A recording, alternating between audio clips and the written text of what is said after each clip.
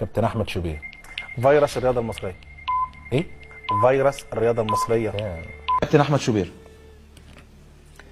الكابتن احمد شوبير يعني ربنا يسامحه. بس احمد شوبير عدو ولا حبيب؟ هو كان حبيب بس دلوقتي بقى عدو، مش عارف ليه. هو اللي خلاه بقت عداوه.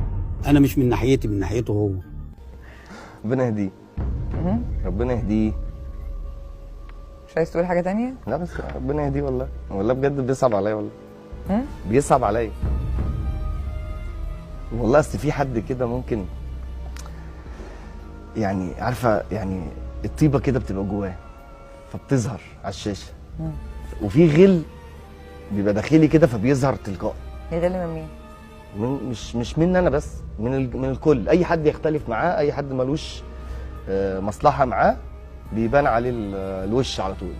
اول ما تعرفي بيهاجم حد اعرفي ان كان في يعني في حاجه كانت هتمشي بس ما مشيتش على طول. على طول والله كده. بص هاجم لا خلاص ده كان في حاجه هتحصل وما مشيتش على مزاجه هو. احمد شوبير يطلع يقول لك ان سمير زاهر وهنا وريده دول من النظام السابق. النظام السابق ايه؟ هو انا كنت بروح ازيح حفلات والنهائيات بتاعت الحزب الوطني؟ هو انا السيديهات اللي موجوده دي كنت انا بتكلم مع احمد عز ومع الناس اللي بتوع الحزب الوطني دي الاعداد بتاعتهم؟ يعني ما تخلوناش نتكلم. طب بتتكلم ليه؟ لكن مش هنتقدك. في حاجات كتيره قوي اقدر اقولها يا شوبير، حاجات كتيره قوي من يوم من واحنا بنلعب، واقدر اطلع التاريخ كله. لكن انا عيب ما ينفعش. احنا كنا بنشتغل في قناه واحده وانت طلعت انتقدتني وانا طلعت انتقدتك لما قلت هقطع دراعي ومش هخش انتخابات اتحاد الكوره ودخلت الانتخابات. وقلت لك هتمشي بدراع واحده شوبير، وكان المنظر سيء. واحد ده طلب مني انا من فتره ان بنته وزوجها يروحوا يشتغلوا في قطر، وقال لي عايزهم في مكان امن ما فيهوش مشاكل، الوضع هنا تعبني وانا عايز اخد الولاد واحده واحده على هناك، بس ما يعرفوش يا احمد ان دول ولادي. طلب مني كده.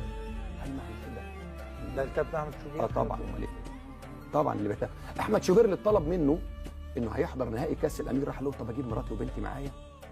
لا انا لا مش انا بدي لك قد ايه هو مرتبط بهذا البلد اللي هو بيقول عليه مخطط. هو مرتبط بيه. كاس الامير مين؟ كاس امير قطر لما دعوه عشان يحضروا. قال لهم امتى ده؟ في اي السنه اللي فاتت دي لما راح دعوه هناك، وكل النقاد الرياضيين بيروحوا هناك عادي جدا، مفيش مشكله، كله جميل وكله زي الفل.